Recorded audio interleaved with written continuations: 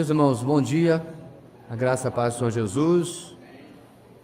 Lição número 7, Provérbios vivendo com sabedoria. Hoje é 23 de março de 2025. Vamos orar, amados, e iniciar nossa caminhada. Ainda não estamos na metade dela, pedindo assim a bênção do Senhor para o nosso tempo hoje, ok? Oremos.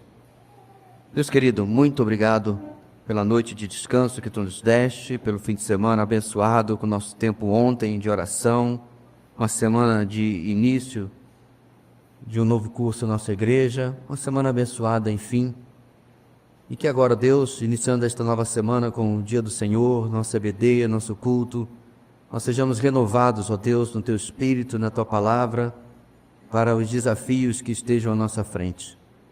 Tu és o Deus que nos treina para aquilo que Tu já sabes, que permitirá que possa nos advir e assim estamos sempre guardados pelo Senhor. Abençoa, Deus, nossas mentes e corações com Teu Espírito, para que possamos ser esclarecidos, iluminados, para entender aquilo que vamos hoje estudar. Oramos em nome de Jesus. Amém. Muito bem, meus irmãos, lá está a nossa agenda, mais um cliquezinho aí. Nós já percorremos todo este caminho e hoje chegamos à lição 7, o valor da sabedoria, Provérbios 3, de 13 a 35. Então você deve estar pensando assim, pastor, sei quantas lições são, nós temos Provérbios 31 capítulos que eu já decorei, que já fiz aquela leitura de um capítulo por dia no mês de 31 dias, então essa matemática não está meio desequilibrada não, isso tem a ver, meus irmãos, com aquilo que a gente viu lá no começo. A natureza literária do início do livro de Provérbios são longos discursos, certo? É só na segunda metade, não metade certinha, mas na segunda parte, ficar mais fácil, é que ele começa a trazer de fato provérbios, ele traz de fato dizeres, né? É lá que você vai encontrar aqueles provérbios que provavelmente você já decorou mais fácil, porque eles são direcionados a uma área, comunicação, pureza sexual, que mais que fala em provérbio? Na hora de dar um branco. Criação de filhos. Sim, comunicação, já falei. Diligência. Sobre a preguiça precisa de um capítulo à parte, né? Então, o senhor está chamando a gente de preguiçoso? Gente, todo mundo assim, em algum nível. É isso que é interessante, a gente tem uma hora que o gás acaba, né, e a gente precisa, mas é isso. Então é por isso que tem esse desnível na distribuição dos capítulos, o que leva ao fato de a gente estar na lição 7 e ainda no capítulo 3, ok?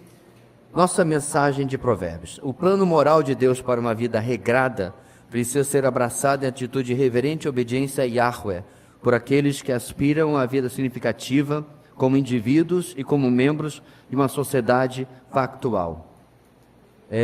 Eu queria falar hoje nessa mensagem dessa parte da relação que havia em Israel entre a responsabilidade individual e o efeito coletivo. Como vocês podem ver, é assim que termina a nossa mensagem. Isso é interessante nós falarmos, porque nós vivemos uma outra realidade. Lembra quando Israel estava sob a liderança de Josué e eles foram contra a cidade de Ai e levaram uma coça, né? Cadê a vitória que havia acontecido em Jericó? E aí Deus, meu amigo, não aliviou, foi direto. Israel pecou. Como assim Israel pecou? Quem tinha pecado, irmãos? Acã, um cabra. Porque lá em Jericó, onde todas as coisas tinham sido consagradas ao Senhor, todas, eles não eram para levar nada. Ele pegou ou uma capa babilônica, eu não lembro qual foi o terceiro item, acho que foi um PlayStation 5, eu não lembro, uma coisa assim. Ele pegou lá que não era para pegar. E Deus disse o quê? Israel pecou. Então, essa responsabilização da nação por causa do indivíduo acontecia, irmãos, na sociedade pactual israelense. Israelense é hoje, israelita, ok? E obviamente, você era até certo ponto abençoado se você fosse obediente, sem dúvida nenhuma. Você era abençoado, e eu creio que até certo ponto você era poupado de algumas coisas, mas lembre-se, O povo todo foi para o cativeiro babilônico e não era todo mundo desobediente. A gente falou muito em Isaías sobre um remanescente, parte do povo que não adorava ídolos, que não se prostituía, que não abandonou o Senhor, né? Mas eles foram juntos com os desobedientes, eles sofreram juntos porque eram a nação pactual. E o que isso tem a ver conosco, irmãos? Igreja não é a mesma coisa. Então vamos para o mesmo caso do problema individual. Então, nossa igreja está aqui, está uma maravilha, né? Altos e baixos, problemas, desafios, vitórias, Deus tem abençoado. Mas tem o Sinfrônio, sempre ele, né? E o Sinfrônio, ele está vendo uma vida dupla, está desviando dinheiro lá do cargo público que ele tem, certo? Ele tem 3 amantes, ele tem, sei lá, mas que você pode botar na conta dele aqui. Só que a gente não sabe. A igreja não é penalizada pelo pecado do indivíduo, ok? Pastor, mas o negócio aí do Sinfrônio é complicado, é cabeludo. E Deus vai lidar com ele, com o indivíduo. Agora, muda um pouquinho. Vamos supor que nós saibamos, alguém descobre, conta para mim, conta para a equipe ministerial, a igreja fica sabendo, e a gente resolve amar, entre aspas. Amar o irmão. Aquele hino do cantor cristão que é mal entendido, né? Olhar com simpatia o erro do irmão. Não é bem isso não, mas a gente olha, né? Todo mundo peca, e tá sinfrônico, a gente é condescendente com o amor, a gente é com o pecado, a gente é permissivo com o pecado. Aí, a igreja seria cobrada, eu e você, ou aqueles que participarem deste pecado, por causa deste pecado, e não por causa dos pecados dele. Por que eu estou destacando isso, meus irmãos? Porque eu já vi na minha caminhadinha cristã, que não é de ontem, igreja que confunde as coisas. Vê como Deus se comporta no Antigo Testamento com Israel, na Antiga Aliança, e transfere para nós. E não funciona assim, certo? Deus vai lidar com o indivíduo. Só aproveitando esses insights que essa frase, essa mensagem de Provérbios tem nos trazido, cada domingo eu tenho destacado um pedaço aqui. Muito bem. Bem, quais são os nossos objetivos de hoje? Onde queremos chegar? Saber, na nossa lição número 7, que é possível ser feliz no Senhor. Que é possível, eu vou trocar a palavra, ser contente no Senhor. A palavra contente em português, ela perdeu força porque ela virou sinônimo de feliz, de alegre, etc, etc. Mas quando você lembra que dela vem o quê? Quem me ajuda? Contentamento. Aí você lembra que contente é mais do que apenas alegre. Feliz, é a satisfação com aquilo que nós temos, no nosso caso, debaixo da direção e da soberania de Deus. Na verdade, o contentamento é uma das maiores armas que o cristão tem, para ele poder viver uma vida, aí sim, feliz, alegre, etc, etc, ok? Sentir alegria em seguir o caminho proposto pelo Senhor, ou seja, os planos dele em lugar dos meus, a vontade dele em lugar da minha. Então, quando você vê uma pessoa que está, como se diz aí, eu quero estar no centro da vontade de Deus. Tem gente que faz essa oração e não sabe o que está pedindo. Ela não sabe como isso é desafiador, porque o centro da vontade de Deus, tem aquele negócio dos círculos, né? Raramente vai ser igualzinho o meu. É muito provável que às vezes pode até o círculo, né, ser bem uma enorme interseção, a área comum, mas 100%, irmãos, um homem pecador e o nosso Deus, não tem como. Sempre eu vou sair de algo que Deus deseja. Então, mas há a condição de termos alegria no que Deus propõe. E agir com perseverança em fazer a vontade de Deus e estar atento aos seus ensinamentos. É assim que a gente vai conseguir as duas outras partes. A nossa ação é esta, perseverar em ouvir o que Deus quer e fazer aquilo que Ele nos ordena, ok? Então vamos lá, irmãos, a nossa introdução, e antes dela é óbvio, eu mudei a Bíblia de lugar e nem vi, a leitura do nosso texto, Provérbios 3, 13 a 35, nosso texto hoje é um pouquinho maior, mas ele é mais reduzido em seu escopo, em seu assunto, Provérbios 3, 13. Como é feliz o homem que acha a sabedoria, o homem que obtém entendimento. Pois a sabedoria é mais proveitosa do que a prata e rende mais do que o ouro. É mais preciosa do que rubis. Nada do que você possa desejar se compara a ela. Na mão direita, a sabedoria garante a você vida longa. Na mão esquerda, riquezas e honra. Os caminhos da sabedoria são caminhos agradáveis, e todas as suas veredas são paz. A sabedoria é a árvore que dá vida a quem a abraça. Quem a ela se apega será abençoado. Por sua sabedoria, o Senhor lançou os alicerces da terra. Por seu entendimento, fixou no lugar os céus. Por seu conhecimento, as fontes profundas se rompem e as nuvens gotejam o orvalho. Meu filho, guarde consigo a sensatez e o equilíbrio, nunca os perca de vista. Trarão vida a você e serão um enfeite para o seu pescoço. Então, você seguirá o seu caminho em segurança e não tropeçará. Quando se deitar, não terá medo e seu sono será tranquilo. Não terá medo da calamidade repentina nem da ruína que atinge os ímpios, pois o Senhor será a sua segurança e o impedirá de cair em armadilha. Quando for possível, não deixe de fazer o bem a quem dele precisa. Não diga ao seu próximo, volte amanhã e eu darei algo a você, se você pode ajudá-lo hoje. Não planeje o mal contra o seu próximo, que confiantemente mora perto de você. Não acuse alguém sem motivo, se ele não fez nenhum mal a você. Não tenha inveja de quem é violento, nem adote nenhum dos seus procedimentos, pois o Senhor detesta o perverso, mas o justo é seu grande amigo. A maldição do Senhor está sobre a casa dos ímpios, mas ele abençoa o lar dos justos. Ele zomba dos zombadores, mas concede graça aos humildes. A honra é a herança dos sábios, mas o Senhor expõe os tolos ao ridículo. Muito bem, meus irmãos. Como é que nós começamos nossa introdução? Você já ouviu a expressão, uma vez salvo, salvo para sempre?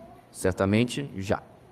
Sabemos que a salvação, uma vez alcançada, jamais é retirada do cristão, pois ela é garantida pela obra eficaz de Cristo. Aquele que começou boa obra em vocês há de completá-la até o dia de Cristo.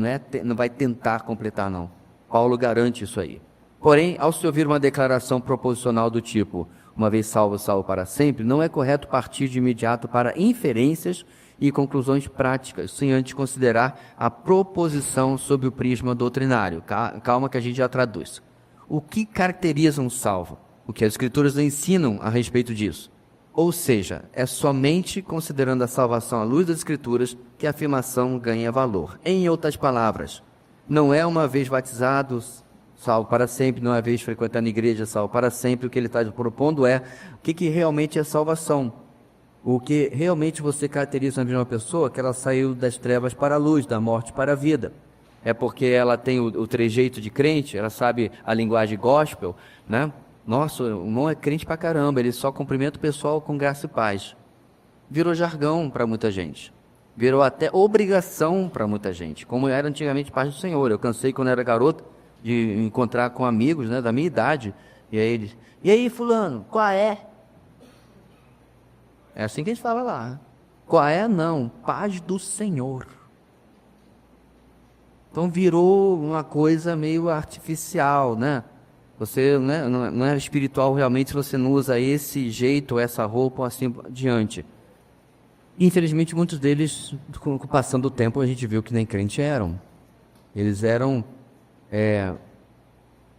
replicadores, repetidores de hábitos. Então, salvação, meus irmãos, biblicamente, é quando alguém realmente se reconheceu como pecador e buscou salvação em Cristo. E entendeu que só em Jesus ele tem esperança de vida eterna. Ele passa da morte para a vida com essa ideia realmente entranhada em sua mente e seu coração, não apenas algo que está superficialmente sendo vivido. Então, quando a gente para pensar isso, cai do cavalo aquele que repete essa frase inicial, uma vez salvo, salvo para sempre, e acha que pode viver como quiser. E esse é o grande problema, meus irmãos. Por quê? Que arminianos, né, ou seja, arminianos e pelagianos, aqueles que acreditam que a salvação pode ser perdida, qual é a crítica número 1 que eles fazem? Peraí, como é que é isso então? Eu sou salvo, vou poder fazer o que eu quiser? Então, ele realmente não entende o que a gente está dizendo. Ele está dizendo que não, o salvo jamais fará o que ele quiser. Ele vai pecar, como toda pessoa peca. Mas, né, carimbei meu passaporte para o céu, supostamente. Agora eu vou viver como eu quiser, né? Já tenho meu passaporte, bora pro piseiro. Não funciona assim. Inclusive tem esse vídeo muito, que elucidador, em que o Paul Washer estava conversando com um jovem. O Paul Washer foi missionário Peru, né? Peru. Então ele fala espanhol fluentemente, então ele conversava com esse jovem em uma visita a um país latino, e o jovem estava com problemas, dificuldade com a sua salvação, né? Dúvidas que muita gente passa, acontece. E um dos desafios, o vídeo é longo, um dos desafios que o Paul Washer fez para ele é o seguinte: aonde é o pior inferninho? A inferninha que a gente chamava quando eu era pequeno lá no Rio, né? Tá. Boate, piseira, a gente chama tudo de inferninho lá no Rio. É o pior inferninho que tem aqui na sociedade. Aí ele falou, é tal lugar, né? Clube tal, sei lá o quê. Ótimo. Vá para lá, beba quanto você quiser, use drogas e fique com quantas mulheres você puder. O jovem ficou escandalizado. Poxa, dando esse conselho para ele. Ele disse, como? Jamais. Não é jamais lá da Palestina não, tá, mano? É jamais. Tudo que é mais sagrado. Nunca, melhor dizendo. Então, ele falou, aí eu posso, mas por que então? Porque tenho temor. Não tem como, meus irmãos, um coração não nascido ter temor do pecado, ter temor de Deus. Não foi uma frase que ele falou, a conversa continuou. Para que o jovem entendesse que a dúvida, claro, a dúvida acontece, meus irmãos, por causa dos nossos sentimentos. No nosso devocional essa semana eu destaquei no nosso grupo a frase que diz que a culpa é uma condição, não um sentimento. É uma condição, eu sou o culpado. E o perdão é um fato, eu sou perdoado. Sentimentos não gostam de fatos. Use os fatos, aí você acaba com seus sentimentos. Por exemplo, de dúvidas sobre a questão da salvação. Esse é o ponto, irmão. Salvação é algo muito sério e redunda em uma transformação radical de vida, ainda que, infelizmente, nós lutemos contra o pecado. Ok? Bem, o mesmo vale para proposições acerca da sabedoria. Cabe, primeiramente, considerar o que é ser sábio, o que já estamos fazendo ao longo desses estudos. Mas será que podemos dizer, uma vez sábio, sábio para sempre? Quem dera. Ao longo do livro de Provérbios, o filho é advertido a se comprometer diariamente com a sabedoria e com o discernimento. Caso contrário, ele se deixará influenciar pelo estilo de vida do mundo. O filho precisará ser motivado constantemente. Para isso, o pai personifica a sabedoria como uma mulher, cujas qualidades e benefícios são apresentados e servem de base para justificar a sua capacidade de abençoar os que se comprometem com ela. A vida sábia é marcada tanto por ensinos positivos, quanto por limites, ou seja, por não, né? Uma frase negativa, que precisarão ser respeitados para que o jovem tenha uma vida protegida e abençoada. Eis aí a lógica da nossa introdução. A salvação é uma coisa perene, irmãos, não tem nem negociação. Mas eu poderia trocar o exemplo que ele está dando aqui, como por exemplo, pela nossa santificação. Ela é um processo. Apesar de sermos declarados santos na conversão, certo? E confirmados santos na glorificação, no meio é que é o nosso problema, que é a nossa luta, que é o nosso desafio. É o processo de santificação no qual eu e você estamos nesse instante, certo? Espera-se que estejamos hoje mais santos do que ontem e menos do que amanhã. Esse é o sonho, né? Esse é o projeto, esse é o desejo que a gente deve ter. A sabedoria, meus irmãos, é também, aqui voltando para a nossa lição, esse processo. Agora, infelizmente, eu acho que você vai se corresponder com isso, a gente não tem necessariamente um gráfico de uma curva ascendente durante toda a nossa vida, né? Mesmo que a gente gostaria que fosse uma curva ainda que bem lentinha e tal, né? Quase se arrastando, não é bem assim. Isso depende, e nossa lição vai falar sobre isso, de quanto eu estou comprometido diariamente com a sabedoria. Eu vejo claramente, irmãos, na minha história, né, de mais de meio século, como a gente parece velho quando fala uma coisa dessa, né? Mais de meio século que eu tive momentos onde dá vontade de dizer assim, por que tu não é como aquele menino? Menino eu, antes. Por que você não faz agora como você fez? Porque claramente, por causa das minhas escolhas, a coisa desandou. O gráfico, né, virou eletrocefalograma, por assim dizer. Ok? Então vamos ver então, irmãos, o valor da sabedoria a partir agora do nosso ponto número 1, versos 13 já até o 26. 1.1. O valor para o homem. O poema começa pronunciando uma bênção. sobre aqueles que encontram sabedoria e o entendimento. A bênção é feliz, em muitas traduções, bem-aventurado. Em seguida, o sábio apresenta uma série de afirmações para justificar o estado de felicidade dos que encontram a sabedoria. Porque é feliz o que acha sabedoria.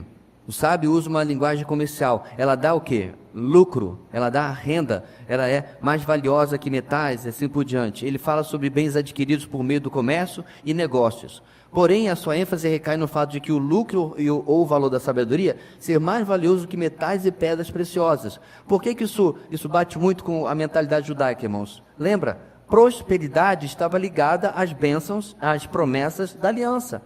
Se vocês me obedecerem, certo? O seu gado vai parir adoidados, vai ter um monte de novas reis e novas ovelhas e tudo, e você vai emprestar e você nunca pegará emprestado. Isso faz parte das bênçãos dos judeus, as quais eles não experimentaram, porque não obedeceram. É daí que vem, já mencionei aqui, mas não custa repetir novamente, a heresia da teologia da prosperidade, onde o pessoal pega um texto lá do Antigo Testamento, né, e diz assim: meu irmão, você ainda está andando de mobilete. No mobilete não existe mais, né? Agora aquela motinha lá, elétrica, como é que é o nome daquela desgraça lá? Aquele besourinho que fica aí quase patuna. Lá de Letem.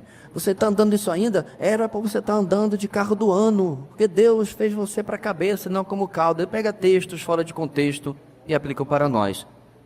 No Antigo Testamento, irmãos, tal mensagem nem precisava acontecer. Porque se eles estivessem obedecendo, eles automaticamente seriam abençoados. Não precisava o sacerdote, né, não era pastor, não precisava o sacerdote dizer assim, faça propósito com Deus, porque você vai comer o melhor dessa terra. Já estava incluído nas promessas. Daí o uso dessa linguagem.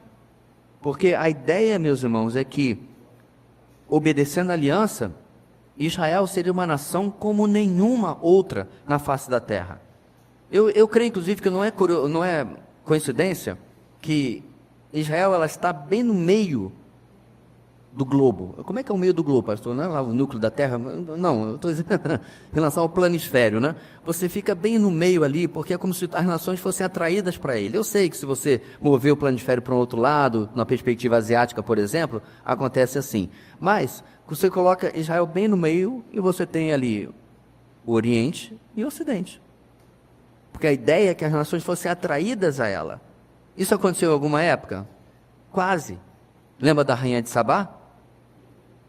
Nos dias de Salomão, que foi a época mais próspera de Israel, certo? Israel quase ocupou o seu território todo. Além de quase ocupar o seu território todo, as nações ao redor eram nações suceranas. Elas pagavam impostos a Israel. Já vendo só? Tudo colonizador, tudo opressor. Todos os povos do passado faziam isso, irmãos. Todos. Todos. Então essa imagem de oprimido e opressor, isso é coisa de esquerdita que só tem 2 neurônios, né? Ou até um só, no caso. Não, todos os povos faziam isso. Os povos se submetiam aos outros, em troca da sua existência. Em troca de não serem exterminados, eles se submetiam. Toda Canaã tinha esta opção. Jericó não precisava ser destruída, Ai não precisava ser destruída, nenhum deles. Sempre era, rendam-se. Não se rendiam, aí vinha o que veio, certo? Assim era a política da época. O ponto é que, no tempo de Salomão, vem essa rainha lá da África, não sabemos exatamente de onde fica Sabá, mas o fato é que ela vem, e o que ela diz?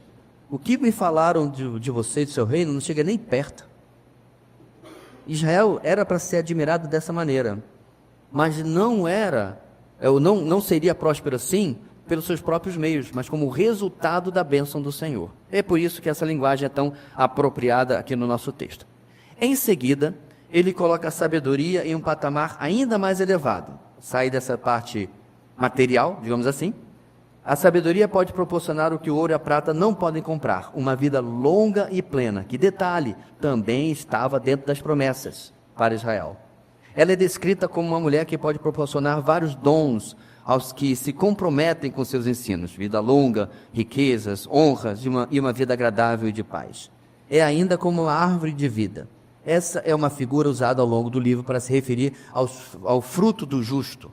um anseio realizado, o ensino dos sábios e a língua serena no final, no capítulo 15. Portanto, o tipo de vida que a sabedoria oferece é marcada por vários comportamentos que exalam vida. Todas essas dádivas são desejadas por todos os seres humanos. Porém, os ouvintes são advertidos de que elas não são dadas a todos, mas somente aos que encontram a sabedoria. Irmãos, eu quero destacar aqui algo muito importante, que talvez a gente às vezes esqueça. Sim, a vida ao lado do Senhor, ela é difícil para algumas pessoas, com certeza. Na verdade, R.C. Sproul tem uma frase que é perfeita. Ninguém sabe realmente como a vida é desafiadora até que se converta. É quando você se converte que você percebe como que a vida é difícil e tem desafios, porque você não vai viver mais no flow, né? No fluxo das coisas, você começa a nadar contra a correnteza. Isso é normal. Agora, ainda que a vida seja mais difícil e tudo mais, Deus deseja a nossa bênção. Então, quando você está passando por uma enfermidade grave, ou um problema grave bate à sua porta, é difícil entender isso. Mas nosso Deus não é mesquinho. Nosso Deus não é... Sabe aquele menino que fica com a lupa queimando formiga? Essa é a ideia que muita gente tem de Deus. Aliás, muita gente tem uma ideia corrompida de Deus porque tem uma ideia corrompida da paternidade. Não teve um pai amoroso, cuidadoso. Isso é real, irmãos. Ele transfere para o Pai Celeste os sentimentos que ele teve com seu pai terreno. Como diz Darth Vader, sonde o seu coração. Você vai ver que no fundo você, em algum ponto você luta, porque são duas figuras paternas que lutam entre si. Só que uma é pecadora e imperfeita, e outra é perfeita e santo. Atribuir a esta aquilo que ele fez é coisa da nossa cabeça. Mas esse Pai Celeste, irmãos, ouça, ele quer o seu bem. Ele quer que você seja abençoado. Por que então ele não me deu ainda a minha Ferrari? É que você não está entendendo que não é o que o seu coração pecaminoso quer. Ou por que, falando uma coisa mais séria, né? Então por que ele levou meu fulano? Meu ente querido, ele quer o meu bem. Por que ele me tirou isso? Por que ele me tirou aquilo?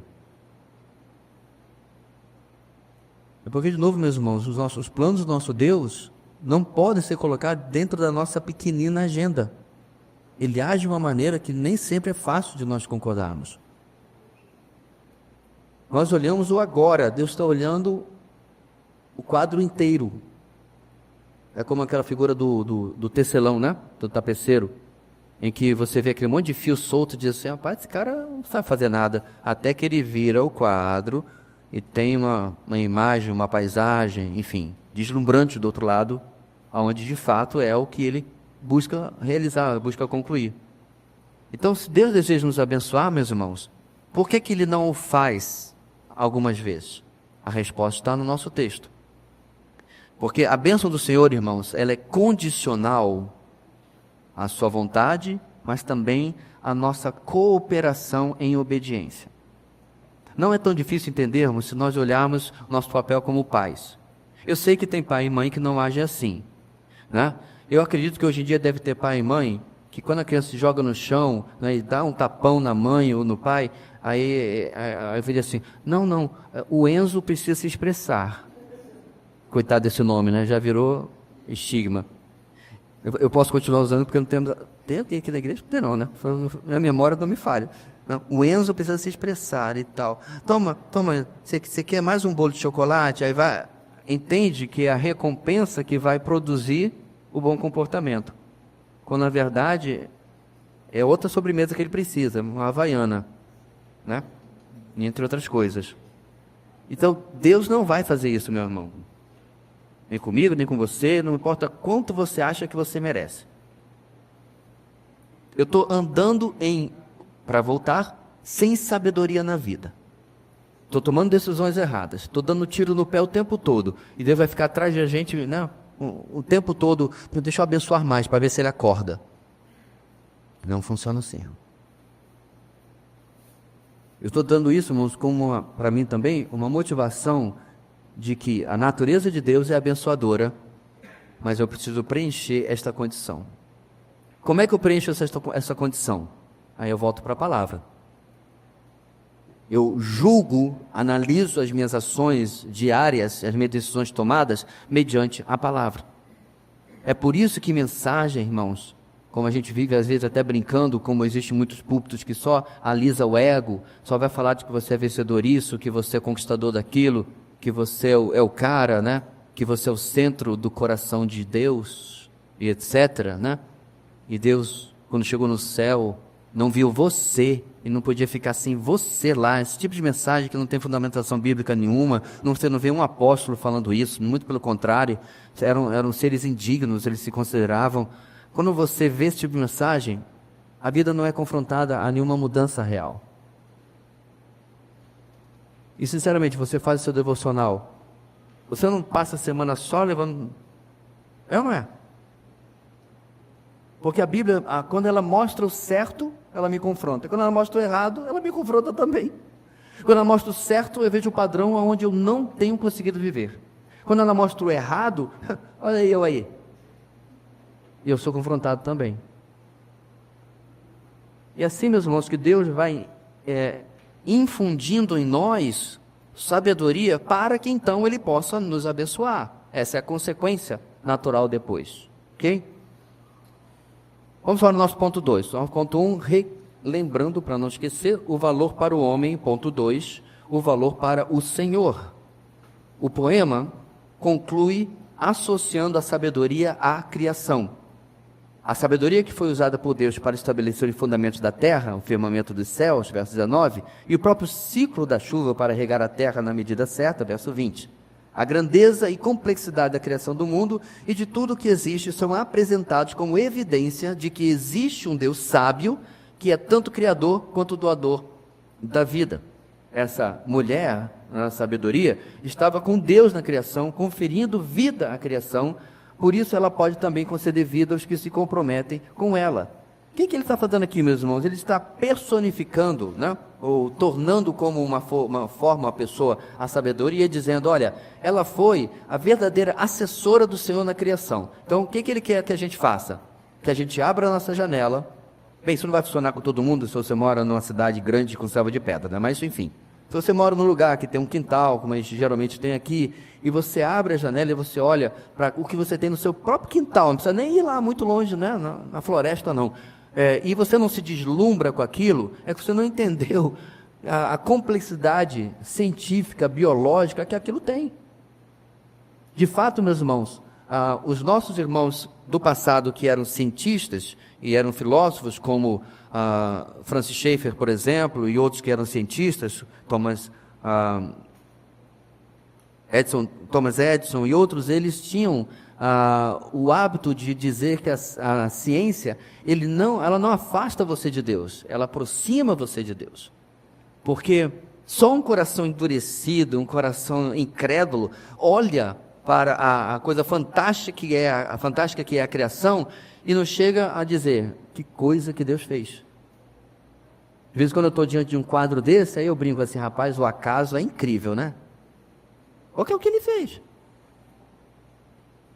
E a gente começa, meus irmãos, a perceber que essa sabedoria fez em Deus aquilo. Sabedoria não é uma pessoa, né, irmãos? É só uma licença poética. E Deus está dizendo, ela está à sua disposição também, para que você coloque em ordem a sua vida, para que você dê jeito na sua vida, para que você conduza os seus relacionamentos. Ela está à sua disposição. Ah, pastor, então eu quero, manda ver. Só que, irmãos, não é como se fosse entregar para você uma espingarda, ou um rifle que você preferir, né? Não é isso. O uso dessa arma requer que ela seja parte de mim. Ela não é uma arma externa, não é isso? Porque a arma de fogo, na mão do homem bom, no homem mau, atira da mesma maneira. Não é isso? Só apertar o gatilho. Na sabedoria já não. Ela necessita ser parte de mim, parte que eu estou procurando a cada dia. Como é que isso vai funcionar no dia a dia? Com muito trabalho, irmãos. Muito trabalho. Cada vez, amados, vamos supor que esse tapete aqui seja o tapete da sabedoria, né? cada vez que eu piso aqui do lado de fora, não preciso nem sair todo não, só dou aquela pisadinha, é que eu percebo o quanto que ela faz falta. Uma palavra fora do lugar, um pensamento fora do lugar, uma decisão fora do lugar. Aí eu percebo, no fundo, ele está tratando isso inclusive no curso dos homens, eu sabia o que deveria fazer, mas aqui era mais agradável. Porque tem uma questão, irmãos, nem sempre o caminho da sabedoria, ele vai ser agradável. Ao quê? Ao meu eu, à minha carne, ao que eu quero de fato fazer. Então, você chega no trabalho e você descobre que tem um boato sendo lançado sobre você, porque tem alguém que quer o seu cargo, aí ele começou a espalhar, você sabe exatamente quem foi, né? Aí o que você faz? Você vai lá orar por aquela vida. Vai nada. Você já arregaça a manga, nem que seja mentalmente, né? De repente você não é desses, ou é muito fraquinho, ou sei lá o quê. Você mentalmente na mente já fez o bonequinho voodoo do cara, tal. É assim que a gente faz, irmãos. Agora troca você por Jesus. Ele literalmente caminhou 3 anos. Irmão, Judas não duraria uma semana na minha companhia. Eu não dou para Messias. Mas não dou mesmo. Eu não ia conseguir tratar esse cabra. E aí, Guilherme, você vai ser Judas, viu? E aí, Judas, tudo bem? Como é que tá a família? Tá demitido. Mas rapidinho. Pode voltar, não sei nem de que cidade ele era, que tribo ele era, mas não ia durar uma semana. 3 anos andando no caminhar. E detalhe, por causa da natureza de Jesus, que nós sabemos muito bem o que era, ele o tratava da mesma forma que ele tratava a todos. Judas não pôde chegar ao final da sua vida. Eu o traí porque essas são as desculpas que a gente faz pro pecado, né? Alô? As desculpas que a gente faz pro pecado. É porque aconteceu tal coisa do outro lado, aí eu fiz isso. Não podia fazer nada. A única desculpa que ele poderia dar é que Jesus não foi o Messias que ele queria. Porque no fundo, essa provavelmente é a razão principal de Judas. Ele foi deixando, viu que Jesus não era o Messias libertador, guerreiro, que a maioria dos judeus queriam, ele simplesmente tomou esse último passo. Talvez, conjecturando, até para tentar forçar a mão de Jesus a agir, certo? E aí aconteceu como aconteceu. Mas o ponto, meus irmãos, é que nós podemos talvez sentar agora e pegar um pedaço de papel e relacionar 1 ou 2 ou 30 situações só essa semana onde eu pisei fora do tapete da sabedoria, onde eu não fiz aquilo que eu deveria fazer. E até no nosso passado, aí resultados, vêm por causa disso. Vamos dar a nossa pausa, meus irmãos? 5 minutinhos, depois a gente volta com o nosso ponto 3, 1.3 do ponto 1, o valor para o filho, ok? 5 minutinhos e a gente já retorna. Muito bem. Seguindo ainda, irmãos, o valor da sabedoria, 1.3, agora o valor para o filho. O pai apresentou as características e a importância da sabedoria para o Senhor no processo da criação, para motivar o filho a também ser caracterizado pela sabedoria e pelo discernimento. Agora, sabedor dessa importância, ele precisa ser diligente em seguir as orientações do pai. A sabedoria e o discernimento, ou seja, a capacidade de avaliar mentalmente uma situação e analisar as possibilidades, assim como as consequências, são habilidades importantes das quais o filho não pode se afastar, pois elas trarão não somente enfeite, mas também vida para o corpo. Então, a estratégia, irmãos, do pai é muito interessante. Ele vai construindo essa lógica, aonde a sabedoria traz riquezas,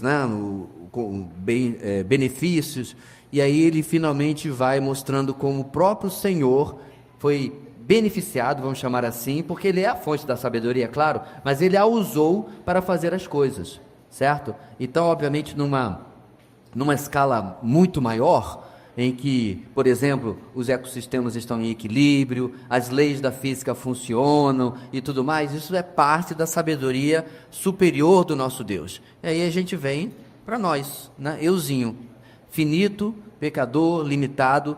Se o Senhor foi beneficiado, como eu não seria também? Essa a lógica do pai. Ele quer colocar esse desejo no coração do filho, a que busca a mesma coisa que beneficiou, novamente é um termo meio complicado de dizer para o Senhor, mas vamos lá, o próprio Criador.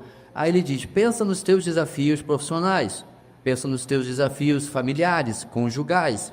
É aí que a sabedoria vai ser o divisor de águas, o diferencial, o distintivo entre alguém que resolve as coisas, resolve conflitos, resolve problemas, para aquele que provoca problemas, provoca conflitos, alimenta complicações, porque está agindo sem sabedoria, certo? E aí, meus irmãos, com certeza a gente pode pensar em inúmeras situações na nossa vida, aonde geralmente nós nos escondemos atrás da culpa dos outros, certo? Então, eu não sou impaciente, é o Detran que é incompetente. E eu não percebo que as duas coisas são verdades. Então, o órgão público ser incompetente, isso aí, né, é quase default, né, quase padrão. Desculpe os funcionários, mas é verdade. Tá? Do dia que o serviço público funcionar direito, eu reconheço, mas geralmente não funciona não. Então, não funcionando, aí, como é que eu respondo? Com impaciência. Não sou eu que sou incompreensível. É meu cônjuge que? Aí você preenche no espaço. A sabedoria vai me ajudar a perceber, meus irmãos, como, em lugar de fazer aquilo que eu deveria, e que ela está me instruindo a fazer, eu prefiro fazer aquilo que eu quero, e geralmente me escondo atrás de alguma circunstância ou pessoa que produziu, que provocou aquilo lá. Agora perceba, meus irmãos, como no exemplo banal do Detran, não significa que não haja problemas do outro lado. Isso nunca é o caso. Inclusive aqueles que lidam com aconselhamento de outros irmãos, aconselhamento bíblico, você sempre vai ter que lembrar a pessoa, né? Os pecados foram cometidos contra você, ok. A resposta é como você vai reagir a eles, qual vai ser a sua resposta a eles, porque geralmente nós usamos como explicação para os nossos próprios pecados, e é aí que, meus irmãos, a sabedoria está completamente ausente. Ou nós não sabemos que pecaram contra Jesus repetidas vezes. Mas como é que Isaías o chama mesmo? Como ovelha diante dos seus criadores, ele não abriu a sua boca. Não é interessante você parar para pensar que que não tenho poder nenhum, eu não posso fazer nada acontecer pela minha mera vontade. E lá estava este ser, o único ser, que literalmente era responsável pela própria existência de todo aquele sinédrio, Pôncio Pilatos também. E ele simplesmente aceita tudo aquilo. Será que Jesus era o quê? Covarde?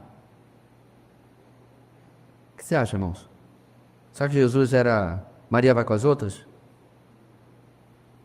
Ou pegar pesado? Será que Jesus era frouxo?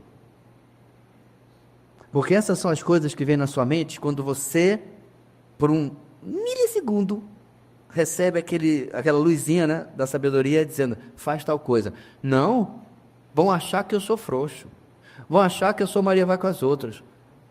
Aí vem as frases, eu não levo desaforo para casa, posto que mamãe beijou vagabundo nenhum. Sou valentão, esses ditados, pessoal novo. Posto que mamãe beijou vagabundo nenhum, põe a mão. Quem não conhece?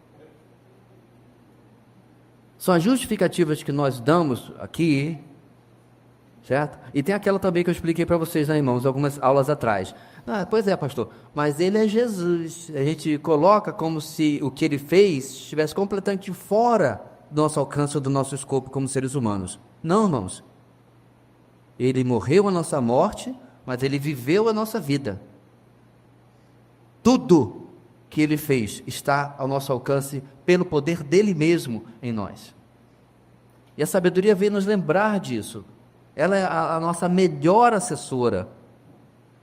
É aquela que tem um jeito melhor. Em vez de você sair arrancando o fio dessa bomba, já explodiu há muito tempo, calma, estuda a situação, estuda o esquema e corte o fio certo, porque aí você desarma a bomba, você evita que o conflito aconteça. E todos nós sabemos, irmãos, como isso é desafiador no nosso dia a dia. Em seguida, ainda nesse ponto 1.3, é apresentada ao filho a motivação para o seu engajamento. O caminhar diário do filho será protegido e livre de tropeço. A ênfase do pai está sobre o comportamento sábio que cria um ambiente seguro para a vida diária. O jovem é protegido até mesmo quando aparentemente está mais desprotegido ao deitar-se. Além disso, o filho não temerá as tragédias inesperadas, nem as desgraças que acometem os ímpios. O verso 26 finalmente revela que o Senhor é quem fornece a proteção. O filho é encorajado com a verdade de que o próprio Deus garantirá a sua proteção e impedirá que ele caia em alguma armadilha e fique preso. Irmãos, enquanto eu percorria por essa lição em casa, e agora da mesma maneira, o que vem na minha mente? Na minha mente vem as pessoas que eu considero sábias, e eu vejo isso aí. Eu vejo exatamente isso. E dá, sendo sincero, uma santa inveja. É uma estabilidade, uma paz. É quase como se a gente pudesse dizer para as pessoas: você não tem problema, não? Mas aí eu me lembro, meus irmãos, que eu já lidei com irmãos, que nem uma vez um, que era membro da nossa igreja há muito tempo atrás, nós estávamos aqui, e era comerciante, ele estava atolado em dívidas, né? E ele disse que ele não tinha paz, e eu obviamente tentava mostrar a ele a confiança necessária que ele precisava ter no Senhor, né? Ter tranquilidade, a sua ansiedade não vai resolver nada, e todo o borogodó que você puder pensar, eu falei com ele, expliquei versículos e tal. Aí eu falei para ele: irmão, eu também estou inclusive com uma dívida agora que surgiu fora do meu orçamento e eu preciso resolver. Aí eu falei, aí ele falou: quanto é que o senhor está devendo, pastor? Eu estou devendo R$500. Aí ele: diz para os homens R$500. Na época era um pouquinho mais dinheiro que é hoje, óbvio, né? Na verdade, no Brasil, se isso era ontem, hoje é menos dinheiro do que era ontem. Isso faz alguns bons anos, era um valor um pouquinho a mais, e aquilo estava me preocupando. Eu estava lidando do meu jeito, tentando resolver aquilo e lutando contra a minha própria ansiedade. É claro, ele devia 10, 15 vezes mais, nem sei quanto, mas o ponto, meus irmãos, é que ele olhava para mim como uma pessoa extremamente em paz. Só que eu sabia como é que meu coração estava.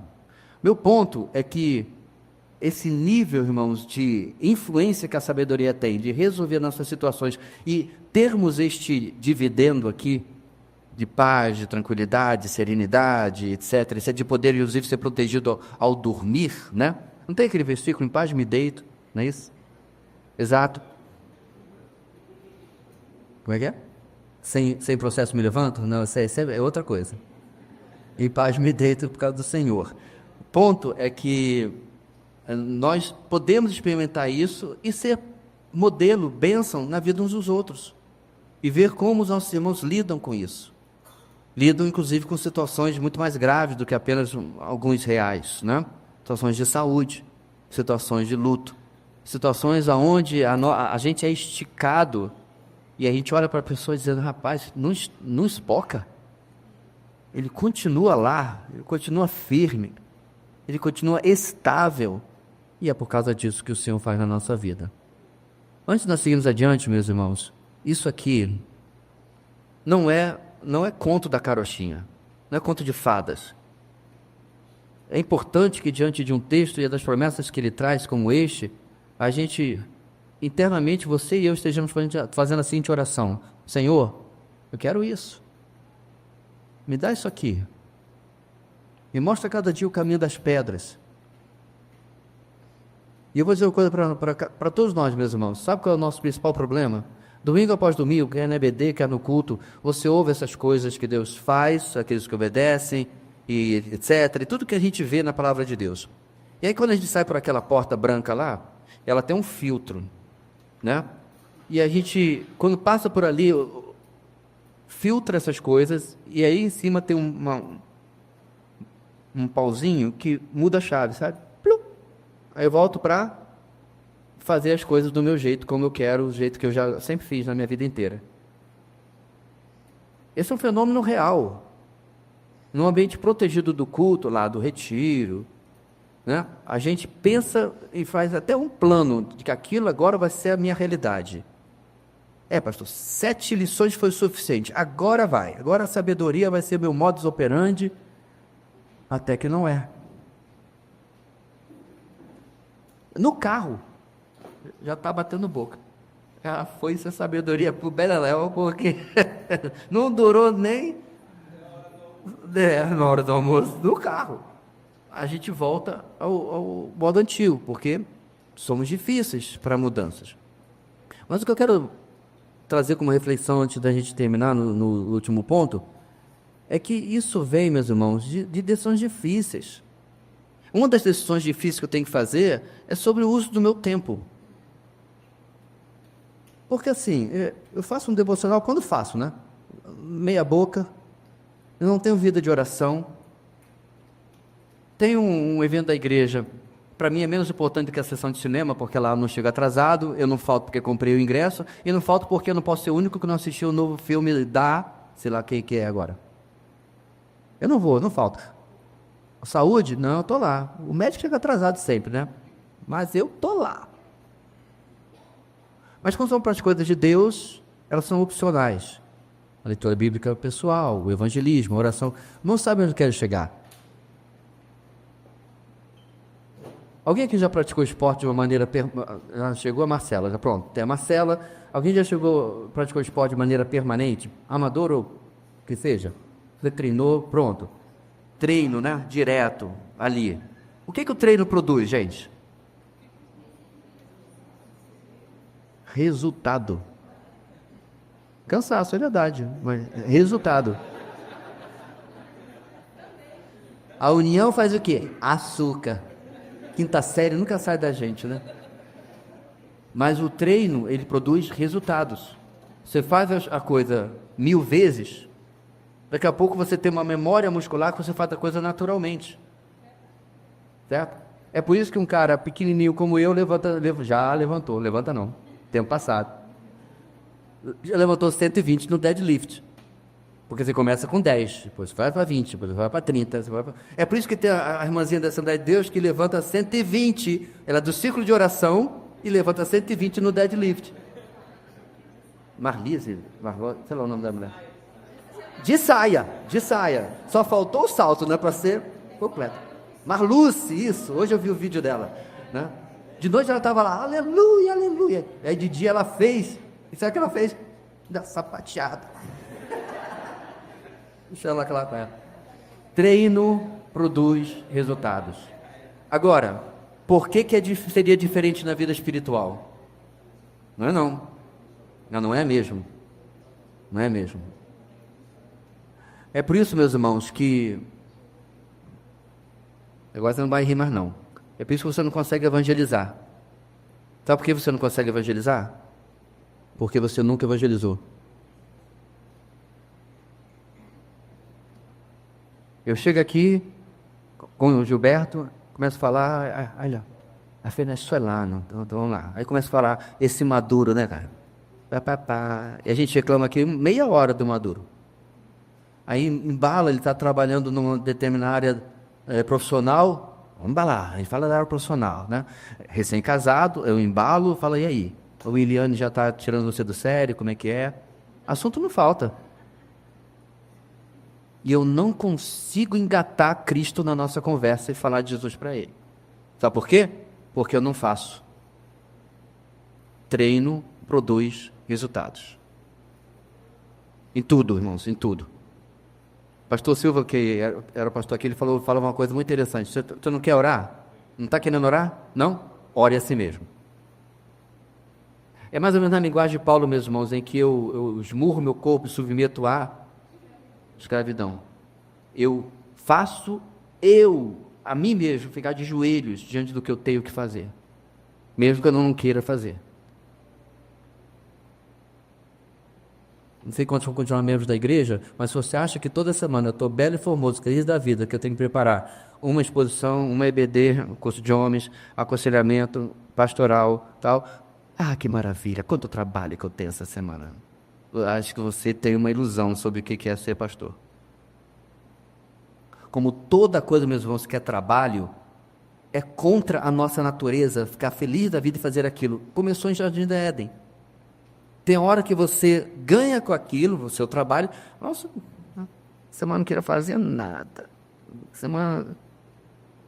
Eu quero fazer niente, nada, nada, nada, nada, nada, nada. Só que você lembra daquilo que você precisa fazer, das responsabilidades que você tem. Você treina a si mesmo a fazer o que você precisa fazer. Isso vem da sabedoria, meus irmãos. Né? Infelizmente, o povo evangélico foi enganado com a oração na cabeça. Então, final desta EBD, faça uma fila aqui, e eu vou orar na sua cabeça e você vai sair daqui uma pessoa sábia. Não, você vai sair com a sua escova bagunçada, né? A marca da minha mão, se você for careca, no seu couro cabeludo, e mais nada. Não vai mudar nada, porque isso é um processo, né? É que nem aquele camarada que chega na academia, porque ele é muito grande, aí vê todo mundo levantando 100, 150, aí ele põe lá o supino, diz, pode botar a barra aí, porque esse cara magrinho aqui levanta 80, eu imagine eu, aí ele faz, no dia seguinte ele está assim. Porque ele não passou pelo quê? Processo. Ele acha que ele pode fazer uma coisa que, mesmo sendo grande desse jeito, ele nunca fez. Ele está todo quebrado, assim, tomando torcilados como fosse drops. Só que, meus irmãos, na vida cristã, você pode cortar o caminho que você for. É por isso que é um absurdo, até para pegar carona, tem um camaradinha, acho que tem 12 anos, sei lá, nem pelo na cara o cara começou a ter ainda, é o novo pregador sensação. Quando isso? Aí passou vergonha agora num podcast que levaram lá. Você já leu a Bíblia toda? Não. Grande pregador, nunca leu a Bíblia toda. Ele não era nem para estar dirigindo coisa alguma. Porque ele não passou pelo processo. Ele não foi treinado na fé para tanto. Sabedoria vai trazer isso para a gente. Vamos encerrando, meus irmãos. Último ponto, 2. Bem, sabedoria tem feito isso tudo, tem dividendos, tem o lucro, tem o ganho com ela, benefícios, o dever para com o próximo. Veja bem, não é para mim. A sabedoria, a bênção, o crescimento, a maturidade serve aos outros. 2.1. O tratamento apropriado para vizinhos bons. Né? Vizinhos bons está sentindo no que ele não é agressor, não é meu inimigo ou qualquer coisa assim. O pai ilustra o que significa viver com sabedoria e discernimento, apresentando 5 proibições que são orientações para o filho sobre como se relacionar com o outro dentro da comunidade. Nos versos 27 a 29, o pai tem em mente a relação com os vizinhos. O filho é advertido a não ser omisso ou lento diante da necessidade do vizinho. O filho deveria ter uma atitude adequada para suprir uma necessidade urgente.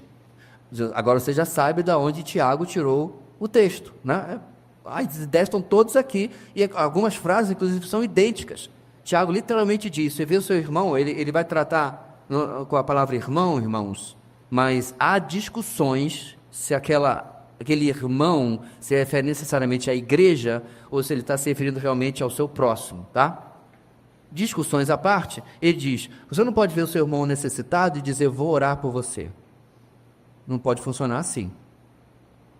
Não pode ser apenas para lavar as mãos, né? Eu pelo menos orei por ele. É óbvio que Tiago e Provérbios têm em mente quando é possível e dentro da nossa possibilidade. Não é, peraí que eu vou pegar o empréstimo consignado ali, vou me endividar para poder te ajudar. Não, não é isso. Agora venhamos e convenhamos, né, irmãos? Olhamos ao redor em nossa igreja. Eu não sei se você sabe disso, eu acho que já comentei, durante a pandemia, algumas igrejas perderam cerca de 50% das suas entradas. Por quê? Porque negócios fecharam, pessoas foram demitidas e assim por diante. 50%. Os outros 50% que sobraram serviu em grande parte para ajudar quem perdeu o emprego. E assim foi 2 anos praticamente. Eu participo de grupo de pastores, irmãos, a situação ficou preta. Ficou feia mesmo, quando ficou na situação em algumas cidades. E aqui? Não. Não me lembro, mas posso estar errado. Não tivemos queda nenhuma de arrecadação, certo? Não tivemos praticamente nenhum impacto e pouquíssima gente precisou ser ajudada. Aí eu pergunto, meus irmãos, será que realmente eu e você não temos condição de ajudar alguém? Nós cobrimos isso sobejadamente na aula sobre princípios bíblicos de finanças, anos atrás, na verdade, né? Está no YouTube, onde nós falamos sobre a necessidade de, dentro do seu orçamento, você lembrar do necessitado. Inclusive, de vez em quando eu me lembro disso, porque esqueço disso. E me relembro para poder fazer aquilo que eu já deveria ter feito. Então, a gente sempre até brinca que se porventura você tem 10 quilos de arroz, né? Ou 20 na casa de pessoal de um determinado estado brasileiro, no seu orçamento aí, compre 1 quilo a mais, né? Maranhense se entregando aí, né? Eu achava que era brincadeira, mas eu fui lá e não era não. Mais de arroz dele, só chinês que gosta. Então, coloque um pouco a mais, porque o Senhor tem nos abençoado. A ideia aqui é essa, meus irmãos. Como uma pessoa pode se dizer sábia e ser avarenta? Como uma pessoa pode ser sábia e ser ensimesmada? Só pensar nos seus problemas, nas suas situações, na sua condição. E às vezes a gente vê extremos sobre disso, que a pessoa não estende a mão sequer para os parentes. Onde a Bíblia diz que se você não ajuda os parentes, você é pior que os incrédulos. De novo, Tiagão, é só pé do peito, né? Tiago vai claramente dizendo assim, olha, é assim que tem que ser feito. Se não é, alguma coisa está muito errada. Então o filho devia ter essa atitude de suprir uma necessidade urgente e estender. Outra advertência é para que o filho não cause danos ao próximo. Pode passar. Seja retendo o bem, né, como a gente já viu, ou pior ainda, planejando o mal. A justificativa apresentada é, pois ele mora ao seu lado e confia em você. A palavra confia é o mesmo termo traduzido no verso 5 por confiança, no verso 23 por segurança. O sentido é de crença ou sentimento de segurança e proteção. O pai apela para a responsabilidade do filho como membro da comunidade que era, em certa medida, proporcionar proteção e segurança aos vizinhos a fim de manter a harmonia social. De novo, é aquilo que você esperava ver em Israel, trazendo para nós hoje, você vai aplicar diante das suas situações sociais. O ponto, meus irmãos, é que, claro, vão ter pessoas carne de pescoço na sua vida, gente insuportável e tudo mais, mas o texto está preocupado com a sua atitude diante das necessidades. A gente ainda vai falar mais daqui a pouco sobre os carne de pescoço, mas a maioria das pessoas não são assim, são pessoas necessitadas. E uma coisa, meus irmãos, que eu já percebi sobejadamente, é como a maioria das pessoas são muito, muito infelizes. Ontem eu conversava com uma pessoa, ontem, e riso para cá, riso para lá, tudo bem, tal. Aí a esposa dele estava saindo. Eu estava na casa dele para, nem lembro aqui agora, pegando alguma coisa. E a esposa dele estava saindo para academia, para algum compromisso, né? Tipo assim, o sorriso sumiu do rosto. Quando foi falar com ela, quando foi se despedir. Problemas. Eu não tenho intimidade suficiente para ainda, né? Estou conhecendo há pouco tempo, perguntar, está acontecendo alguma coisa, posso ajudar, né? E sabe, eu sou pastor, né? Trabalho com casais. Enfim, o ponto é que quando a gente começa a sair do nosso lugar, do nosso quadrado, né? Nossa bolha, e começa a olhar no seu meio de trabalho, é onde você geralmente mais convive, não é verdade? Se você tem um expediente de 8 horas por dia, já parou para pensar se você convive mais com eles do que com a sua família durante a semana? Dormir não conta. Você passa 4, 5 horas acordado, 8 horas trabalhando, e depois vai mais 8 dormindo, e o resto é trânsito e tal, né? 8 horas você passa. E as pessoas, às vezes, estão, de fato, sofrendo. Elas não precisam do seu quilo de arroz. Essa não é a situação deles, precisam do que você tem, da sabedoria, do Evangelho, de Cristo, que você tem. E, aliás, só você pode dar isso. Só você pode estender a mão para essas pessoas e ajudar naquilo que elas estão lutando. E essa segurança, essa confiança vem através da sabedoria nas nossas vidas. Mais conselhos para o filho. A próxima proibição é ainda no âmbito do relacionamento com o próximo. O filho é desencorajado a levantar falso testemunho contra uma pessoa. O pai não estabelece uma situação específica, mas de maneira geral, o princípio é que ninguém pode ser levado a juízo sem que tenha de fato cometido alguma infração. O pai segue alertando o jovem acerca do ciúme de pessoas violentas. O filho será tentado diante dos convites das conquistas materiais do homem violento, à semelhança do que acontece no Salmo 73, ao tratar do problema da prosperidade dos maus. Porém, ele não deve desejar esse estilo de vida, pois o Senhor pune o ímpio, mas recompensa o justo. Irmãos, o ambiente de trabalho é um teste, né, de como a gente se comporta. Então você de repente está no ambiente de trabalho, vamos supor, o seu superior, gerente, né, superior militar também, enfim, é um homem mau. E o passatempo do pessoal é falar dele. Passatempo do pessoal não é só reclamar, mas é fazer a caveira do cara, né? Como o pessoal brinca, quer ver o cão, mas não quer ver o cara, tá doido que ele se dê mal, tá doido que ele vai embora, e assim por diante. De repente, realmente ele é um cara ruim. Qual é a nossa atitude? Aliás, essa semana nós examinamos qual texto mesmo no devocional? Salmo 1. Olha aí a roda dos escarnecedores, onde eu estou me associando. Não estou dizendo para você ser filhinho do chefe, né? Fazer fã-clube, fazer a página no Facebook em homenagem ao meu chefe. Não é esse tipo de coisa que você tem que fazer algo para, né, defender a pessoa. Não. O texto vai falando o seguinte: não siga esse caminho do testemunho ruim, do falso testemunho, porque geralmente, irmãos, essas rodas, apesar de nascerem um fato real, desculpe a redundância, ela evolui para um monte de coisa que, né? Daqui a pouco, eu soube inclusive que ele é pedófilo. Não sabe nada. A boata é assim, né? A gente vai falando, daqui a pouco o cara, né?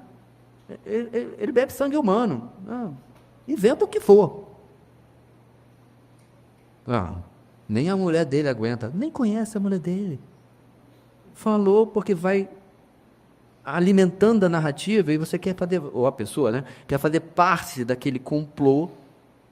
Aí lá no meio você se encontra participando, literalmente, irmãos, das obras da carne, as obras das trevas. Sabedoria está nos mostrando, irmãos, aqui o pai para o seu filho, que o comportamento dele vai ser diferente, ainda mais se essa turba está planejando fazer alguma coisa errada, algum mal, né? Ele não seja levado pelos convites e qualquer suposta conquistas que eles ofereçam aqui. Assim, irmãos, eu sei que para alguns deve estar falando assim: se você está falando de coisa de crente mesmo, você ficaria surpreso se de repente, meu irmão, não é o seu caso, nem passa perto. Aleluia, glória a Deus. Mas eu ficaria surpreso quantas vezes eu já ouvi e já presenciei crentes tendo péssimos testemunhos em ambiente de trabalho. E pior, na família. Quer piorar ainda mais? A família onde só ele é crente. A maioria da família usa o que eu desculpo, porque eu ser crente que nem o Sinfrônio, prefiro ficar na macumba. Porque na cabeça dele, se você ser crente. Nós precisamos entender, meus irmãos, e o pai está preocupado aqui, com certeza nisso também, que nós levamos o nome do nosso Deus, o nome de Jesus, onde quer que nós estejamos. Nas palavras de Paulo, nós somos espetáculo para este mundo. E para completar, Pedro vai dizer: mas se eles vão lhe perseguir, que persigam por causa da justiça, porque você está fazendo o que você deveria fazer, não tendo razão para colocar ou colar alguma acusação em você. 2.2, meus irmãos, e vamos para nossa reta final. Agora, o tratamento apropriado para justos e ímpios. O pai finaliza sua fala apresentando motivações para que o filho se comprometa com seus ensinos e obedeça às proibições, focando na maneira como o Senhor trata os justos e os ímpios. O pai contrasta o ímpio, perverso, ímpios, zombadores e tolos, com o justo. São retos, justos, humildes e sábios. Ao justo o Senhor trata com intimidade, abençoa sua morada, concede-lhe graça e honra. Porém, o homem ímpio é rejeitado, tem a casa amaldiçoada e é escarnecido e envergonhado pelo Senhor. Então, lembrando novamente, irmãos, este é um ambiente onde a lei do Antigo Testamento está funcionando de maneira perfeita. Lembra? Alguém sabe o que são os montes Gerizim e o Monte Ebal? Bênçãos e maldições. Do Monte Gerizim eram proclamadas as bênçãos. Se vocês obedecerem as palavras desta lei, bendito será no campo, bendito isso, bendito isso. Lá do Monte Ebal, né? Era o contrário. Se vocês não obedecerem as leis que hoje lhes dou, maldito será no campo, maldito será isso, né? É o que o texto fala. Beleza. Naquele ambiente, meus irmãos, isso aqui literalmente 100% é o que acontecia, certo? Mas mesmo naquele ambiente tem uma exceção, tem uma possível mudança. Até aquele momento, até aquela mudança, é isso que acontece. E ela se chama arrependimento. Aonde eu quero chegar, meus irmãos? Você pode e deve abrir mão do seu direito, da sua justiça, da sua vingancinha, que seja entregar nas mãos do Senhor, e ainda assim aquela pessoa não pagar uma unha. Vamos supor que seja esse chefe insuportável, que está todo mundo macumunando contra ele, e você, em lugar disso, você prefere sofrer a perda. De repente ele é um cara que humilha os subalternos, né? E você toda semana leva na nuca, e você, amém, resolve usar a sabedoria, certo? Mas aí no fundo, você está pensando assim, Deus está vendo, Deus vai cobrar. Até certo ponto Deus já está cobrando, porque essa é uma pessoa infeliz. Ela já está usufruindo da penalidade das suas próprias escolhas. Concorda comigo? Mas aí, um belo dia, ele chega lá no trabalho, querendo fazer uma reunião aqui com todo mundo. Eu tenho reconhecido nos últimos dias que eu tenho sido uma péssima pessoa aqui no ambiente de trabalho. Quero pedir perdão a todos que eu ofendi. Não é se eu ofendi alguém não, né? Porque essa é aquela frasinha meio marota, né? Não, a todos que eu ofendi, a todos que eu destratei. Eu sou uma nova pessoa aqui. Aí você descobre o que é? Se converteu. Adivinha só, toda a humilhação que ela lhe fez, toda a raiva que ela lhe fez, ela não vai pagar uma unha. Porque agora ela é reto, justo, sábio, justo, é tudo aquilo daí. E aí? Então, precisamos ter isso em mente, meus irmãos, porque, na verdade, o passo extremo e último da sabedoria não é orar pela punição de qualquer pessoa, inimigo, se você quiser usar o termo, mas orar pela sua conversão. Quando nós orávamos ontem aqui no nosso dia de oração, várias vezes vieram situações de perseguição. Não estavam nos cartões lá? Assim, meus irmãos, é muito difícil lidar com isso. Eu agradeço a Deus que a gente não tem que lidar com aquele nível de perseguição ou qualquer coisa, então a gente não passa nem perto daquilo lá. E eu acho que a maior dificuldade, mais do que o possível sofrimento físico que eles passam, e é tremendo, alguns inclusive até a morte, é o coração. Sua filhinha, seu filhinho está do seu lado. Nossos irmãos na Nigéria não sabem onde estão seus filhos e suas filhas, porque o Estado Islâmico leva no Boko Haram para serem noivas dos seus combatentes e combatentes no seu exército. Aí você tem que amar. Como é que faz? Como é que você fecha essa equação? Como é que você ora? Pastor, vou ter que assistir mais 10 vezes a mensagem lá do retiro do primeiro brado. Qual é o primeiro brado, irmãos? Pai, perdoa-lhes, porque não sabem o que fazem.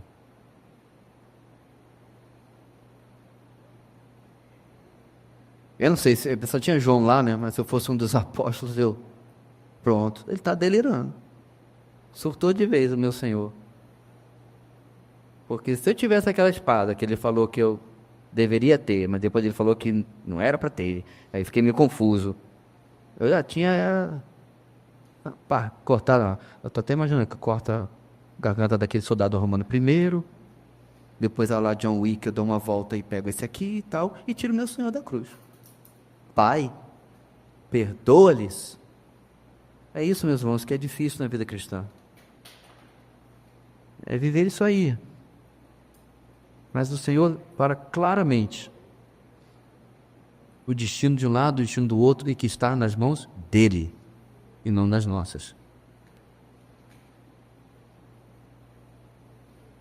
academia, treinamento de guerra, o curso universitário que você fez são as coisas mais fáceis do mundo diante da melhoria e do crescimento espiritual que a palavra de Deus nos desafia. Não há nada físico ou mental que seja mais desafiador do que ver a pessoa de Cristo refletida em nós. Muito difícil, porém incontornável para cada um de nós. Vamos para casa. Mantenha o foco, persevere sempre. A vida cristã é muito dinâmica e complexa. Por isso precisamos a cada dia renovar o nosso comprometimento com a sabedoria do alto. Devemos lembrar que a sabedoria é o caminho proposto por Deus para uma vida bem-sucedida e segura. Ela nos afasta de muitas ameaças e nos previne de sermos surpreendidos pelas tragédias da vida. Essa mensagem se faz necessária e urgente, porque precisamos de orientação e limites, a fim de que tenhamos atitudes adequadas para com o próximo, pois, como já fomos alertados, temos a tendência de confiar no nosso próprio entendimento. Não podemos esquecer que existe um ser criador e sustentador de todas as coisas, que julga cada um segundo as suas obras. Em resumo, meus irmãos, para nós terminarmos, existe um conflito entre o que nós queremos fazer e o que nós precisamos fazer, né? Por exemplo, fisicamente, o que nós queremos é um conjunto de uma Pepsi gelada, uma rede e Netflix. Em um dia para não fazer nada, ou uma semana, ou um mês. Ou a sua versão, né? Pode tirar, mudar cada um. O que nós queremos, meus irmãos, é a facilidade. O que nós queremos, no fundo, é não ter que fazer por onde qualquer coisa que seja na nossa vida. A gente quer um casamento perfeito, de preferência que cai do céu, com um laço dourado, e eu não tive que investir nada nisso, ou deixar de fazer algumas coisas para isso. Eu quero filhos perfeitos, mas eu não quero as horas e o trabalho que isso dá. E assim vai. Nós queremos o resultado, mas tememos o processo. Ou nem queremos o processo. Então a palavra de Deus vai nos lembrar mais uma vez, meus irmãos, que não existem atalhos. Não existe nada na nossa vida que vai vir de graça, por assim dizer-nos, a própria salvação. E ela já custou algo muito caro a alguém. Então, nosso desafio, meus irmãos, é olhar a vida como trabalhosa como ela é. Pastor, mas aí qual é a graça? A graça foi exposta para nós aqui. Os resultados que nós colhemos. Quando a nossa vida experimenta paz, tranquilidade, segurança, estabilidade, a gente não valoriza tanto o negócio de estabilidade no emprego do poder público, não é isso? Todo mêsinho lá, está lá. É verdade também que está no setor privado, mas ele pode ir para a rua a qualquer momento. Mas no setor público está. Agora, o que a sabedoria está dizendo é o seguinte: eu vou acreditar na sua conta a estabilidade, a paz que você tem precisado. Está difícil, está doendo, os desafios são maiores do que você poderia sequer pensar que viria sobre a sua vida. Eu estou aqui para lhe dar os meios, os recursos, o poder para assim fazer. E quando, irmãos, nós desanimarmos, acharmos que é demais, a gente olha para Jesus. Olha para Ele. Tem esse vídeo desse irmão, eu lembrava dele essa semana, até procurei o vídeo que eu queria assistir de novo. Ele veio da vida de homossexualismo e convertido ao Evangelho. Uma das coisas que perguntaram a ele, porque apesar da sua conversão, o pecado continua lá. E grande parte das inclinações que ele tinha continuam em luta dentro do seu coração. E aí perguntaram a ele se ele achava que não era sacrifício demais. Essa foi a expressão que usaram. Too much sacrifice. Sacrifício demais, abrir mão de algo que era natural dele. Palavras do interlocutor. Ele disse que, ultrajado, ele responde: sacrifício demais? Sacrifício demais o meu Senhor fez naquela cruz por mim. Absolutamente nada que eu faço na minha vida ou deixo de fazer é sacrifício demais. Então olhamos para Jesus. Ele já fez tudo. Mais do que tudo, do que Ele requer que nós façamos. Amém? Deus querido, nessa oração eu quero pedir que o Senhor nos proteja da tentação de olharmos para um mundo tolo e justificarmos a nossa aparência de sabedoria. Nos livre de olharmos, ó Deus, para as decisões errôneas que esse mundo toma e orgulhosamente acharmos que estamos muito melhores, porque temos cometido o erro, ó Deus, de nos medir pelo padrão errado. Nosso padrão não é o mundo.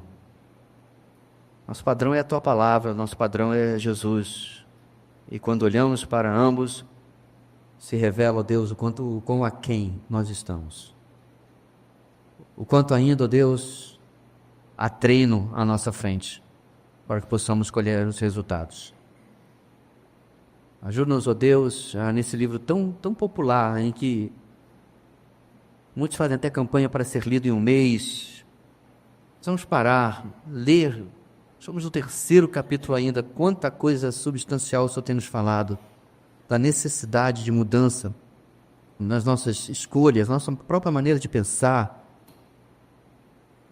Ajuda-nos, ó Deus, a termos essa percepção, este insight na nossa mente de que há um modo de viver diferente. E por causa de Cristo, da nova vida em Cristo, por sermos nova criação, isso não está fora do nosso alcance, não é uma nova unção, isso já está potencialmente em nós, mas possamos viver isso de maneira real no nosso dia a dia. Abençoa o nosso treino, Deus, e nos dá a grata satisfação de ver os resultados. Em nome de Jesus nós oramos. Amém.